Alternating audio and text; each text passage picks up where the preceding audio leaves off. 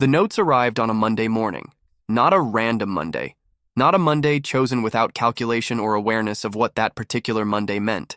The same Monday that Savannah Guthrie walked back into Studio 1A at Rockefeller Center in a yellow dress and said 4 words into a camera in front of 30 million people. The same Monday that the country watched her sit back down at a desk she had been away from for 66 days and say, "Ready or not, let's do the news." The same Monday that tens of millions of Americans who had been following this case since February woke up and turned on the Today Show specifically to watch a woman they had watched every morning for 14 years come back from the worst thing that has ever happened to her. That Monday, that morning, that specific, singular, emotionally charged moment in the history of this case. That is when someone sent 2 emails to TMZ, day 66. And today we need to talk about those notes. What they say, what they claim, what they contradict. What they reveal about whoever sent them. Whether that person is a scammer exploiting a national tragedy for cryptocurrency, or a witness sitting on information that could change the trajectory of this investigation, or something in between that law enforcement and credentialed former investigators are still working to determine. This is Forensic Disconnect. And this is day 66. Before we go any further, subscribe and hit the notification bell. We cover this case every single day, and today is one of the most complex and unsettling days in the entire 66-day history of this investigation. There is a lot to unpack. There are things in those notes that need to be examined carefully, with the appropriate context and the appropriate skepticism, and there are things in those notes that, even if they are not legitimate, tell us something important about this case and about the person who sent them. Subscribe so you don't miss what comes next. Now, let's start from the beginning, because to understand the notes that arrived on Monday morning, you need to understand the notes that came before them. On February 1st, 2026, the day Nancy Guthrie was reported missing, within hours of her family calling the police, ransom notes began to circulate. Multiple media outlets received communications from someone claiming to have information about Nancy's abduction. TMZ was among them. The notes demanded payment in Bitcoin. The initial demand was approximately $6 million with a deadline. The deadline passed. The Bitcoin wallet that had been established for the payment received nothing. Harvey Levin, the founder of TMZ, the person who has been receiving and reporting on these notes since February, said this week that the FBI worked with the TMZ IT team for hours and hours and hours trying to trace those initial notes back to the sender. They could not do it. The notes appeared to originate from outside the country. The sender claimed to have been living outside the United States for more than 5 years. In the weeks that followed, this same sender continued to contact TMZ. Not just once, not just twice, multiple times. The notes evolved. The demands shifted. The language changed. But the fundamental claim remained constant. I know who took Nancy Guthrie. I know where she is. Pay me in Bitcoin and I will tell you. Levin, who has been in tabloid journalism long enough to develop a finely calibrated detector for fraudulent tips, said something this week that is worth sitting with. He said he has taken these notes more seriously than most people might expect, precisely because of a detail from the very early days of the correspondence. In one of the first notes, the sender said that time was of the essence. The very next day, the same sender sent another note saying that time was no longer of the essence. Levin said that a person making this up, a scammer trying to extract Bitcoin from the chaos of a high-profile case, would not take away the urgency, would not send a follow-up note making the situation seem less desperate. That shift, he said, suggests the sender actually knew something, that the timeline had changed, that whatever was happening to Nancy on the other side of those notes had moved into a different phase. That observation from Levin does not confirm the notes are legitimate. It does not confirm that the sender has real information, but it establishes something important. This is not a simple, obvious hoax. This is something more complicated that the FBI has been grappling with since February and has not yet resolved. Now let's talk about Monday's notes specifically, because Monday's notes are different from what came before in one specific and very significant way. For the first time in 66 days, a specific location was named. The first note that arrived Monday morning said, "She is dead," and "I know where her body is," and "I know who the kidnapper is," and "Give me half a Bitcoin and I'll tell you." The second note, sent shortly after TMZ discussed the first one on air, said, "I saw her alive with them in the state of Sonora, Mexico." Sonora, that is a specific Mexican state, not Mexico in general. Not somewhere south of the border. Sonora, the Mexican state that shares a border with Arizona. the state that begins approximately 60 miles south of Tucson, where Nancy Guthrie was last seen. The state that is, geographically, logistically, exactly where you would expect someone to take a kidnapping victim if they wanted to move her across an international border quickly before a search perimeter could be established, before law enforcement could coordinate with Mexican authorities. Tucson to the Sonoran border is approximately 60 to 70 miles. In a vehicle, in the middle of the night, that is less than an hour. If someone took Nancy Guthrie from her home in the Catalina foothills at approximately 2:30 in the morning on February 1st, when her pacemaker disconnected and went silent, they could have been across the border with her before dawn. That geography is not impossible. That geography is, in fact, one of the theories that investigators have been quietly working since the beginning. Tucson is a border city. The Sonoran Desert that surrounds it does not respect state lines. The criminal infrastructure that operates across that border, the networks that can move people and things and information between Arizona and Mexico in the middle of the night without leaving traces that are easily followed, is real. It is documented. It is the subject of decades of law enforcement attention. Former FBI agent Jason Pack, who spoke to Parade exclusively about the new notes, acknowledged this directly. He said the geography is not impossible. Sonora borders Arizona. Tucson is roughly 70 miles from the border. The FBI's legal attaché in Mexico has the tools to run this down without paying a Bitcoin. He was careful to frame that as something the FBI could do, not something the FBI has definitively concluded. But the implication is clear.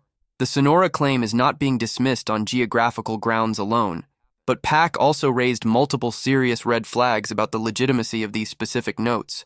The first red flag is timing. These notes arrived on the same morning that Savannah Guthrie returned to the Today Show, the same morning that the entire country was watching, the same morning that the case was at the absolute peak of national media attention. Pack said this directly. Real witnesses don't track the news cycle. Opportunists do. A person who genuinely saw Nancy Guthrie in Sonora, Mexico, and who genuinely has information about where she is and who took her, does not wait 66 days and then send the note on the one morning when it will generate the most media coverage. That timing is not accidental. And the person who chose that timing either has no information and is exploiting the news cycle for attention and cryptocurrency, or, more unsettling, is watching closely enough to know exactly when to make their move. The second red flag is the internal contradiction at the heart of the notes.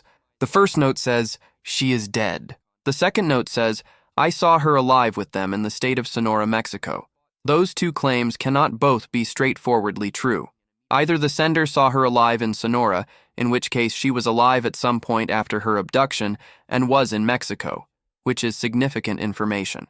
Or she is dead now, but was alive when the sender saw her, which raises the question of when and how the sender knows she subsequently died. Or the sender is constructing a narrative that combines pieces of real information with speculation or fabrication, which is perhaps the most likely explanation for why the notes contradict each other. Pack pressed on this point. He said, "The sender claims to have seen Nancy alive in Sonora, Mexico, but also says she is dead. How do they know?" He said the notes need more specifics, not the contradicting bits of generic statements, not the broad claims that she was seen alive with them. Who is them? In Sonora.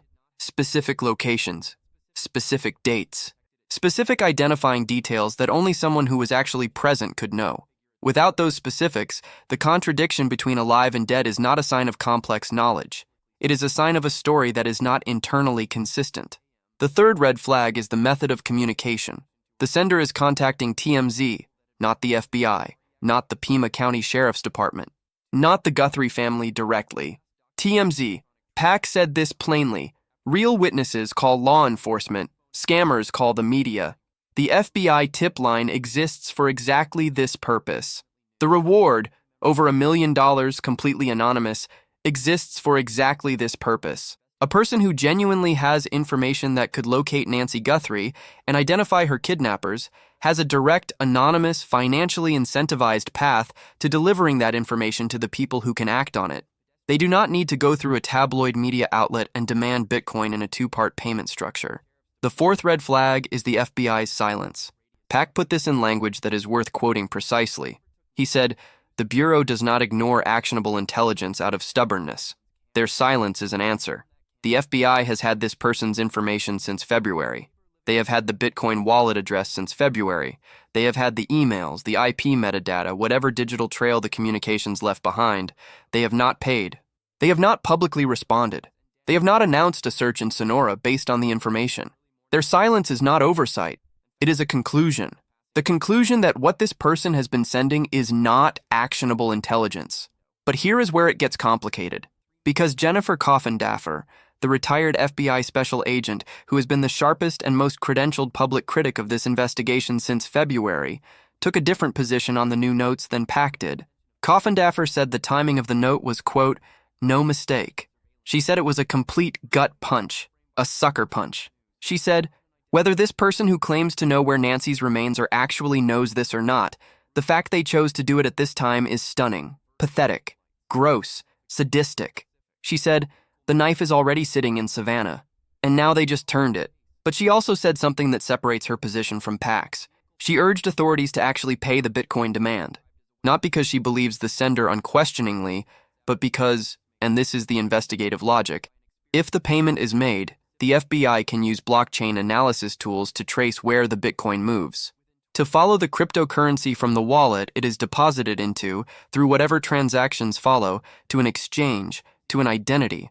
She said that paying the Bitcoin and using the blockchain to identify the wallet's owner could be an investigative tool in itself, regardless of whether the information delivered in exchange for the payment turns out to be accurate.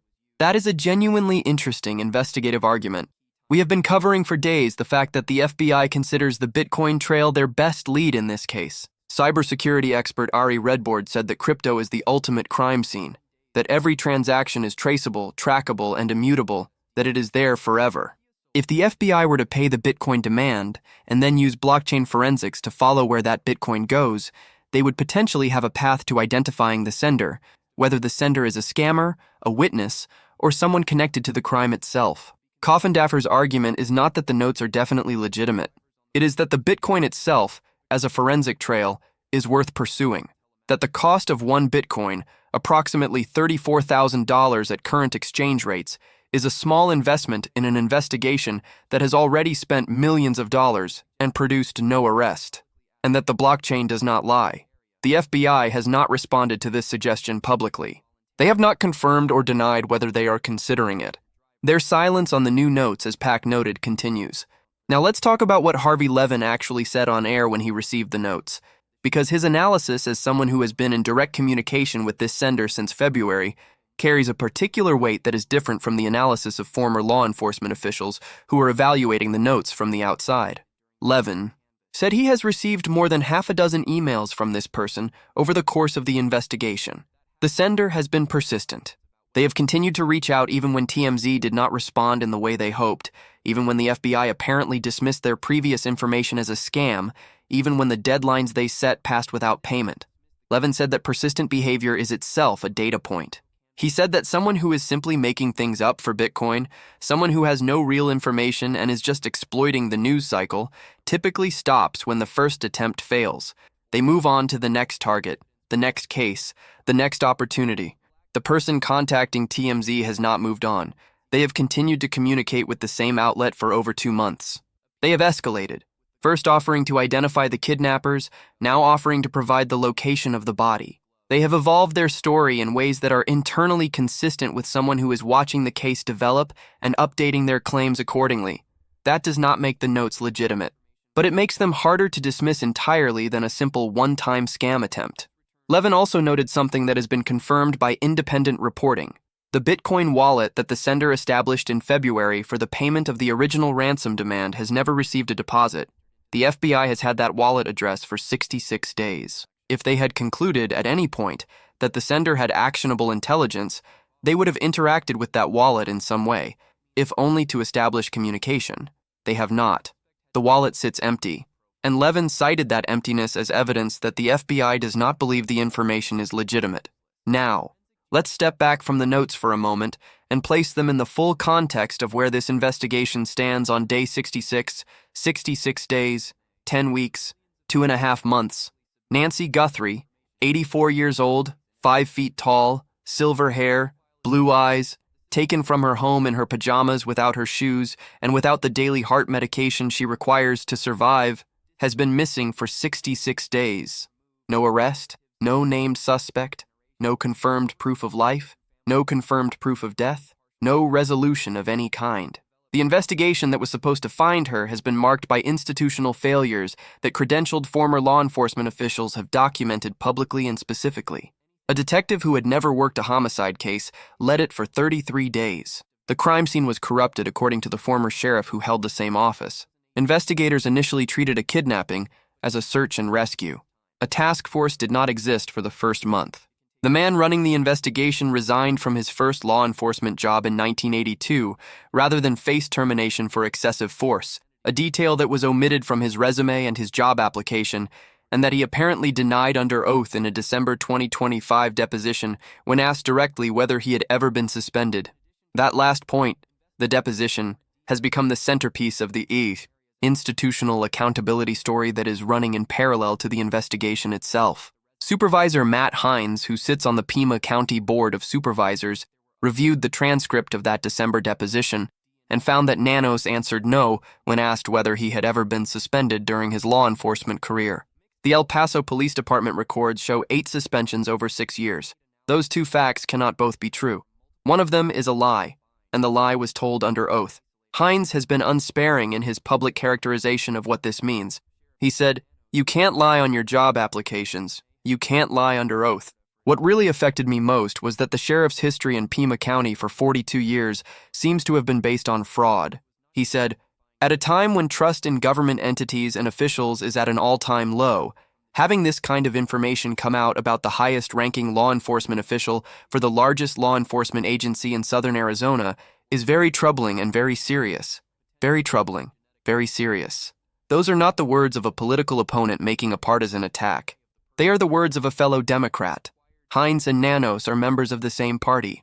Hines supported Nanos' opponent in the most recent election, but they are both Democrats in a Democratic county, who has looked at the documented record and concluded that something is fundamentally wrong with the person running this investigation. The Board of Supervisors voted unanimously to invoke Arizona Revised Statute 11253, the territorial-era law that has not been used in over a century, to compel Nanos to provide sworn testimony about his employment history and his management of the department. The April 7th meeting was the date the board had set to finalize the legal language and formally serve the request. Once formally served, Nanos has 10 days to appear and respond. He has said he will comply. His department issued a statement saying he has always been transparent and will provide a report once further direction is provided. The critical legal nuance here, the one that a True Crime Today podcast episode analyzed in detail this week, is that compliance with the statute is not the same as accountability. The statute's removal trigger is refusal, not the content of the response.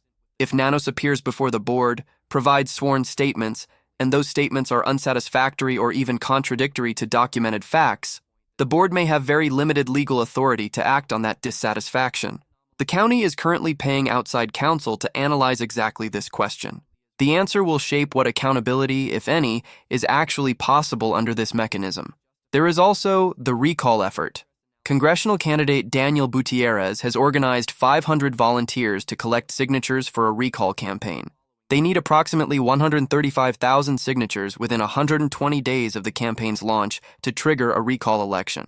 A recall would require Nanos to face voters again before his term expires. Given that he won his most recent election by fewer than 500 votes, and that his public handling of this case has generated national criticism and a 241-0 no-confidence vote from his own deputies organization, with 65 abstaining and 0 voting confidence. The political math of a recall election would be challenging for him in ways that a legal proceeding may not be. And there is the perjury question. The Pima County Board of Supervisors has referred the matter of Nanos' apparently false deposition testimony to the Arizona Attorney General's office for investigation. If the Attorney General determines that Nanos lied under oath in a civil deposition, saying he had never been suspended when records show 8 suspensions, that is a criminal matter that goes beyond the board's authority and potentially beyond the recall. Perjury in a civil deposition is a felony in Arizona. None of this has been resolved. All of it is in motion simultaneously. The institutional accountability story and the criminal investigation story are running on parallel tracks, intersecting at the point where the question becomes, Is the investigation being compromised by the institutional failures of the man running it? Former retired NYPD Sergeant Joseph Giacalone, who appeared on Brian Enton's program this week, offered a direct and unvarnished answer to what investigators should be doing right now. He said, "There comes a point where you have to go and shake the trees and create your own leads." He said, "I don't want to see police departments sit back and say, well, we have DNA possibly. No, you have nothing until you get it back. That's the first thing. And even if you get it back, you don't know if it's going to be usable." He said, "Get off your butts, go out there and start shaking your own trees." He also offered a theory about where a case-solving tip might come from that has not received enough attention. He said that information about the perpetrators in a kidnapping case is a get-out-of-jail-free card for someone who is already incarcerated. That in his career, he found that people sitting in cells, people who had heard something, seen something, been part of a conversation that touched on this crime, would surface when they understood that the information they had was worth something to law enforcement. He said investigators should be systematically debriefing prisoners, particularly those with connections to the Tucson area, the Sonoran corridor, the criminal networks that operate across that border. Someone in a cell somewhere knows something, and that person's most powerful leverage is the information they are sitting on. Giacalone also said something that connects directly to the Sonora claim in Monday's notes. He said that investigators should be creating an international task force, that the border is not a wall that stops information. It is a corridor that information flows through constantly in both directions. If Nancy Guthrie was taken to Sonora, the people who moved her there did not do so in a vacuum. They passed through communities. They interacted with people.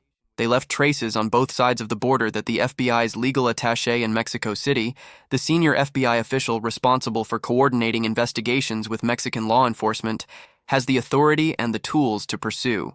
The question is whether that pursuit is happening at the scale and urgency that this case demands. Now let's return to the notes one more time, because there is one detail in Monday's communication that has not received enough attention in the coverage I have reviewed. And that detail is the language the sender used to describe their frustration with law enforcement. The first note says, "It is unbelievable that millions have been wasted, and yet here I am willing to deliver them on a silver platter since the 11th of February for a Bitcoin. But I am disregarded as a scam. They are free and the case is frozen, but the egos remain hot when it comes to me. Arrogance at its finest." Read that carefully. The sender says they have been offering to deliver the kidnappers, plural, since February 11th. February 11th is 10 days after Nancy disappeared. If this sender has any legitimate information, they have had it since 10 days into the investigation. They claim to have been trying to share it since that time. They claim to have been dismissed. They claim that the people responsible for Nancy's disappearance are free precisely because law enforcement's ego prevented them from taking the information seriously. That is a specific and emotionally charged claim. Whether it is true or false, it reflects a coherent narrative. I know something. I tried to share it. I was dismissed. And the consequence of that dismissal is that this case remains unsolved. If the sender is a scammer, that narrative is constructed to be compelling enough to extract payment. If the sender is legitimate, that narrative is a genuine accounting of 66 days of frustration at being unable to get law enforcement to take actionable information seriously. The FBI, as Pack noted, does not ignore actionable intelligence out of stubbornness. But the FBI also receives enormous volumes of tips in high-profile cases, the vast majority of which turn out to be unusable. The challenge of sorting legitimate information from the noise of a nationally followed case is one that the tip line infrastructure is designed to manage. And the FBI's conclusion, expressed through 66 days of silence and an empty Bitcoin wallet, is that this sender's information does not rise to the level of actionable intelligence. That conclusion may be correct, but it is not the final word. It is an ongoing assessment that can be revised if new specifics emerge from the Sonora claim. If the sender provides information, a city, a neighborhood, a property, a name, that the FBI's legal attaché can verify through independent means, the entire calculus changes. One specific verifiable detail transforms a note from a potentially fraudulent tip into a lead. The sender has not provided that detail yet. They have provided a state, Sonora. They have implied that they know the specific location within that state. They have demanded half a Bitcoin before they will say more. That is not the behavior of someone who is confident that their information will be verified and rewarded. It is the behavior of someone who knows their information cannot be independently verified and is therefore demanding payment before it can be evaluated. That asymmetry, I will tell you where, but only after you pay, is the structural signature of a scam. Real witnesses with real information do not typically operate on a pay-first basis. They provide a detail, law enforcement verifies it, and the reward follows. The insistence on payment before information is the inversion of how legitimate tip-reward transactions work, and yet, Harvey Levin has been receiving notes from this person for 66 days and has not simply dismissed them. The FBI worked with TMZ's IT team for hours on the original notes. The specificity of Sonora, a state that borders Arizona, 60 miles from Tucson, is geographically precise in a way that a purely random scam might not be.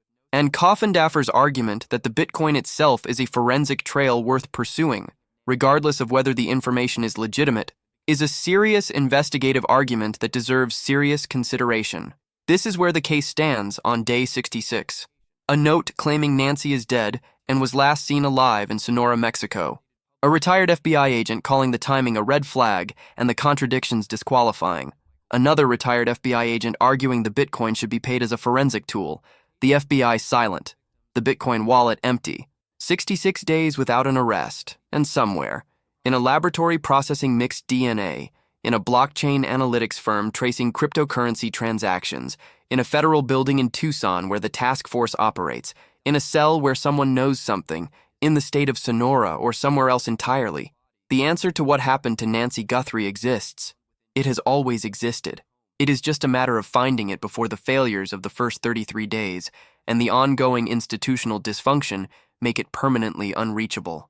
Nancy Guthrie is 84 years old, 5 feet tall, silver hair and blue eyes. She was taken from her home in her pajamas 66 days ago, without her shoes and without the medication her heart requires. Her daughter came back to work yesterday in a yellow dress and said, "Ready or not, let's do the news." And on the same morning that happened, someone sent a note to TMZ claiming to know where her body is. The knife is already sitting in Savannah. And now they just turned it. Whether the note is legitimate or fraudulent, that sentence from Jennifer Coffindaffer is the most accurate description of what Monday morning was. A daughter who has been living inside the injury of not knowing for 66 days walks back into the place she calls home in yellow, ready or not. And before she has even finished her first broadcast, a new note lands claiming her mother is dead and was last seen in Mexico. The investigation continues. The DNA is in a laboratory. The blockchain trail is being followed. The Board of Supervisors is moving toward a formal accountability hearing. The recall campaign is collecting signatures. The FBI's legal attaché in Mexico has the tools to investigate the Sonora claim without paying Bitcoin, and the tip lines are open. If you have any information about Nancy Guthrie's disappearance, any information, including information about activity in the state of Sonora, Mexico, contact the FBI immediately. 1-800-CALL-FBI. That is 1-800-225-5324. Submit tips at tips.fbi.gov. Call the Pima County Sheriff's Department at 520-351-4900. The combined reward from the Guthrie family and the FBI is over $1 million. Tips are completely anonymous. Hit the like button. Subscribe to Forensic Disconnect. We are here every single day until this case is resolved. Drop a comment. Do you think the Sonora note is legitimate or a scam? And what do you think the FBI should do about it? We read every single comment. Day 66. The note arrived on a Monday morning, and it changed everything about what we thought we knew. Or it changed nothing at all. The investigation will tell us which. We will be back tomorrow for day 67. Nancy Guthrie deserves to come home.